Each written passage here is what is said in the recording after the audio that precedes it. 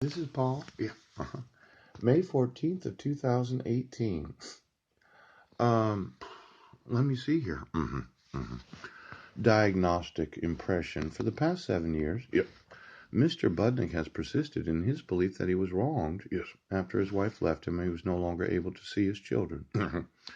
Now, according to the documents of the State of Washington Department of Social and Health Services, yes, Health and Human Services, Pooch, and law enforcement, yep, he evidenced paranoid and psychotic beliefs, and that I had trapped my wife inside their hotel, believing she had a computer chip inside her. I believe Mr. Budnick fulfills the criteria for a diagnosis of delusional disorder per the fifth edition of the Diagnostic and Statistical Manual of Mental Disorders. Now, in that he has harbored delusional beliefs, but hallucinations have not been prominent. In delusional disorder, hallucinations can occur, but are less severe, and if present, yes, are directly associated with the delusional theme. Additionally, the delusional disorder, the functioning of the individual is not markedly impaired, and the behavior is not obviously odd or bizarre. If there have been manic or depressive episodes, they have been brief relative to the duration of the delusional beliefs.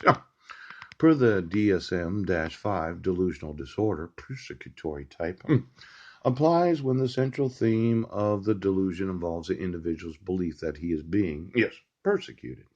I'm just guessing on that. Now, let's see. I talked to the judge at the pharmacy counter at the Safeway. Yeah. The children in the middle class was canceled in July. Yes.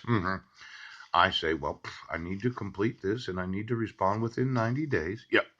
And the court hears a motion for default dissolution of marriage. Now, obviously, I'm delusional in thinking that that should have never been a court hearing that the court would have heard. Now, it wasn't Judge Ken Williams that heard the motion for default dissolution of marriage. Pooch, he might have remembered the conversation that we had at the Safeway pharmacy counter. Yes. And he would have told the petitioner, "You can't motion the court!" Now, when you pay the sheriff's department, yes, to serve the response on the petitioner, yeah, and the respondent and the judge have a personal conversation at the Safeway pharmacy counter, yes, it looks to me that Brent Baston decided to act on his own behalf. Yes, because I would have thought, as the judge that had talked to the respondent in the public, that I would have immediately told the petitioner, "You can't petition for dissolution of marriage." Default. Now, my delusional disorder. Pouch! hmm Um, you know, if it had been Judge Ken Williams that had heard the motion for default dissolution of marriage, he probably would have remembered the conversation that he had with Mr. Budnick. Yes, approximately 2 to 3 weeks before you motion the court for default dissolution of marriage.